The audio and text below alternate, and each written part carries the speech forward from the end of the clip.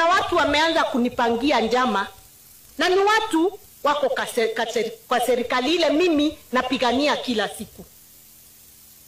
Those officers from Nairobi who are coming to able to hold night meetings to fight elected leaders, na wana heshima na wanajifanya wanaelewa siasa ya Embu kutuliko sisi. When we are working round the clock to fight for this government, tunaambia wakome.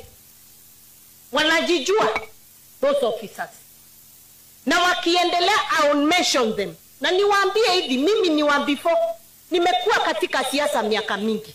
Msiniletee, otherwise I will talk. Msiniletee vita kutoka Nairobi. Mniambie mmekuwa wapi wakati tumekuwa tukipigania William Ruto hapa Embu.